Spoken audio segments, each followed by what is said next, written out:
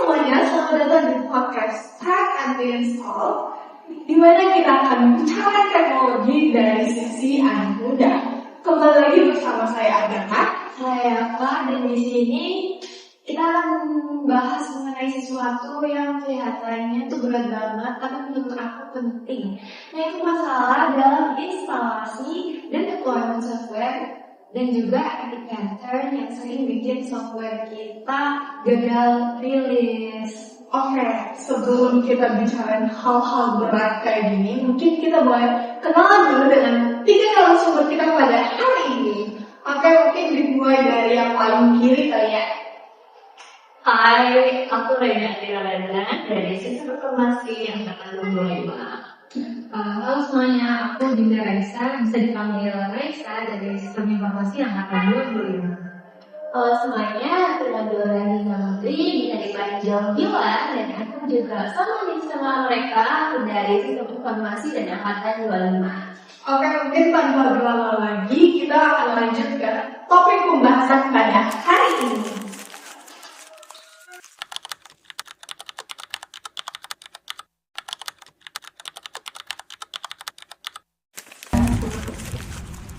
Oke, kita mulai dari yang paling mendasar dulu ya, Tina. Jelasin dong, apa sih sebenarnya masalah utama dalam software delivery itu? Jadi software delivery itu kan nggak cuma tentang kode doang kan. Jadi ada proses build, terus testing, juga ada deployment. Nah, kalau misalnya kode ini udah oke nih, tapi proses deploymentnya itu masih pakai cara lama, masih manual, nggak otomatis, dan juga nggak terstruktur gitu. Jadi ini tuh yang bikin di dalam software-nya itu lama ataupun gagal. Oh, berarti kalau misalnya prosesnya developer itu udah semangat banget bikin fitur baru, tapi pas mau rilis malah bikin kacau gak sih jalannya? Iya benar. Jadi misalnya codingnya, aplikasinya tuh dijalan di server developernya itu tuh lancar banget nih, tapi waktu dipindah ke server produksi tiba-tiba gagal. Nah itu tuh karena environment beda, dependensi itu juga beda, terus peraturannya juga nggak konsisten gitu. Berarti works on mission banget ya. Iya, itu dia, makanya disebut environment disparity.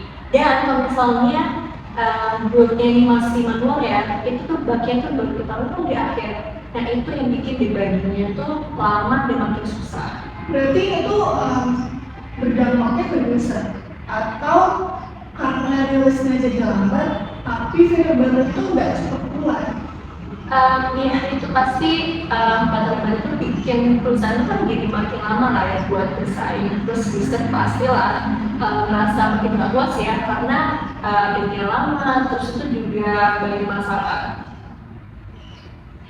Jadi intinya masalah software delivery ini bukan soal coding doang ya, tapi masalah soal bagaimana software dibawa ke produksi dengan aman, cepat gitu. Yes, benar.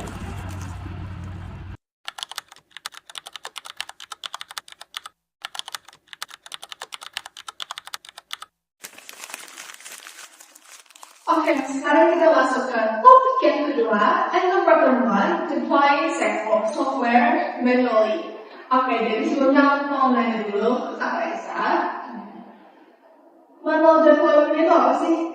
Jadi sesuai namanya manual deployment itu, jadi kita melakukan segala hal dengan menggunakan tangan.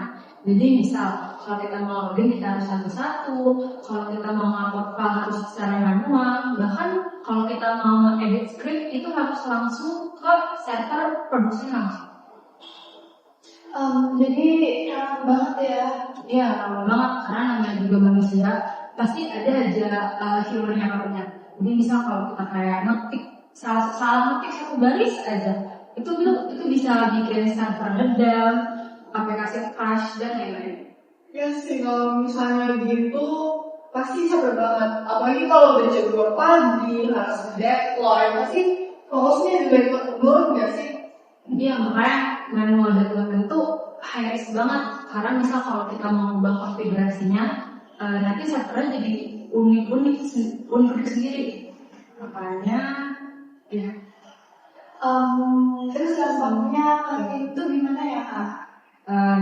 itu kayak ini bisa aja kayak bakal takut buat merilis karena setiap tulisan itu bakal jadi akhirnya tulisan bakal ditunda, kita numpuk dan lain-lain.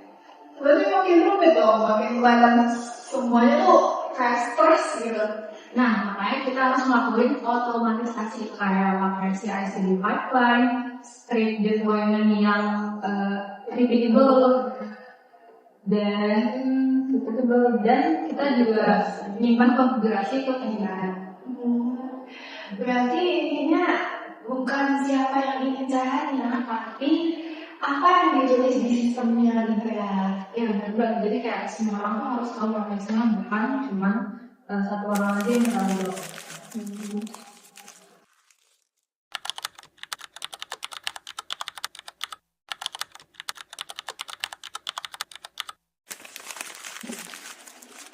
Oke, kita masuk ke topik yang ketiga yakni active pattern 2, di mana topiknya itu deploying to production like environment only after development is complete. Nah, ini kan judulnya panjang banget ya bilang, tapi maksudnya apa sih sebenarnya?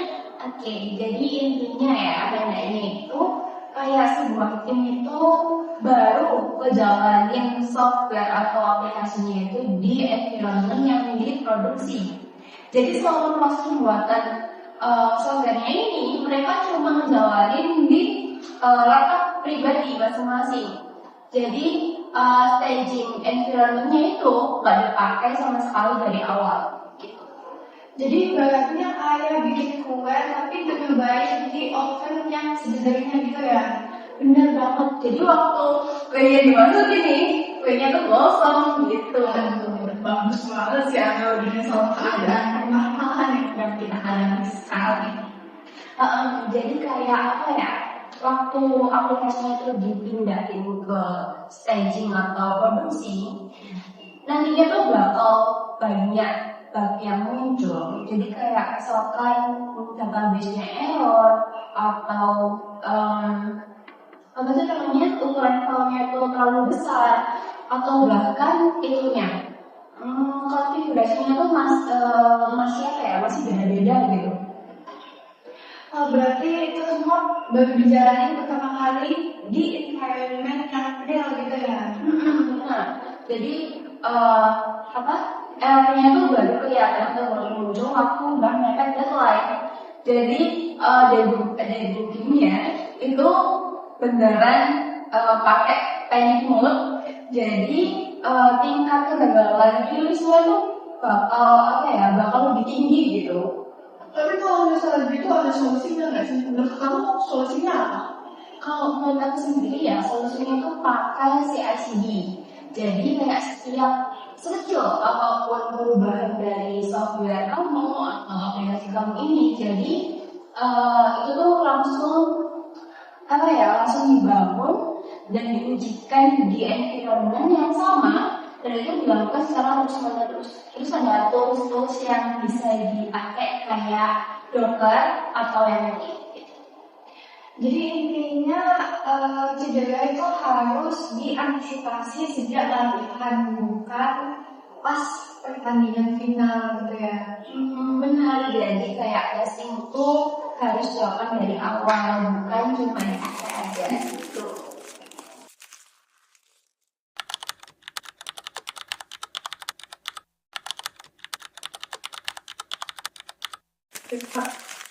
Oke, sekarang kita masuk ke active pattern yang terakhir, yakni manual configuration management. Nah, manual configuration management itu apa sih kira? Boleh dong dijelasin? Nah iya, jadi itu tuh kondisi di mana konfigurasi server, aplikasi, database itu dilakukan secara manual ya oleh administrator. Misalnya boleh lewat SSH, atau GUI, atau juga editasi secara manual gitu ya. Iya. Terus kenapa sih bisa bahaya gitu? Iya, manual pasti gak ada ya, karena kan gak ada rekam jejaknya ya. Jadi tidak tahu tuh siapa aja yang berubah, kapan, terus apa aja yang berubah. Jadi misalnya server nih diubah nih, jadi kan hasilnya beda-beda ya. Terus misalnya satu server ini error, dan terus konfigurasi yang salah gimana gitu ya, gimana. Dan yang susah tuh Iya itu pasti susah banget ya, jadi tebak-tebakan kan. Dan proses debuggingnya kan jadi lebih susah ya, karena kan environment kan tidak juga. Terus misal developer nih bilang ya kalau misalnya di laptop tuh jalan ya, tapi untuk server kayak error-nya itu karena konfigurasinya itu nggak ada kontingennya gitu. Berarti solusinya juga otomatisasi ya? Ya benar, pakai infrastructure as code. Jadi misalnya Puppet ya, boleh. Jadi itu konfigurasinya disimpan sebagai kode dan bisa diulang kapan aja.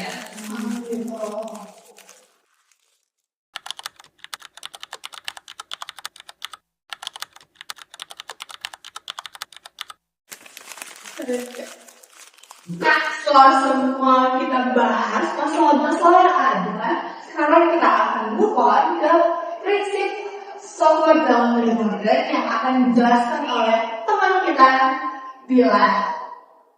Halo, jadi di sini aku mau jelasin prinsip dari apa tadi? Software development model. Nah, betul. Nah, itu prinsipnya dari mana? Jadi yang pertama tuh ada, oh iya, aku izinkan berbaca ya, soalnya banyak nih. Apa? Oke, jadi yang pertama tuh adalah otomatisasi total. Jadi build, test, deployment itu dilakukan secara otomatis, jadi nggak dikerjain secara manual, gitu. Terus yang kedua adalah continuous integration. Jadi developernya itu gabungin kode-kode biar error-errornya itu cepat kelihatannya atau mudah kelihatannya gitu. Terus yang ketiga adalah infrastruktur as code. Jadi konfigurasinya itu ditulis sebagai kode, jadi nggak dikerjain secara manual. Terus yang keempat itu adalah small batches. Jadi ini tuh apa ya, rilis tapi dalam bentuk kecil, tapi juga sering gitu. Terus yang kelima dan terakhir itu adalah deployment pipeline. Jadi semua perubahan itu lewat pipeline yang sama. Jadi ada testing, ada verifikasi, terus juga ada produksi gitu. Oh, berarti dengan adanya pipeline ini bikin semuanya lebih terstruktur gitu ya? Benar. Dan kalau misalkan apa ya, ada perubahan-perubahan itu, dia tuh ada historinya, bisa dilacak. Terus kalau ada kesalahan juga bisa tersaring gitu. Berarti kalau aku dengar ya dari penjelasan kamu, software developer itu bukan tentang teknis saja, tapi juga tentang membuat alat kerjanya lebih juga tenang, lebih stabil. Benar. Dan biasanya tuh organisasi yang pakai prinsip ini itu tuh mudah berinovasi merekanya. Terus juga organisasinya juga apa ya, kayak minim permasalahannya gitu.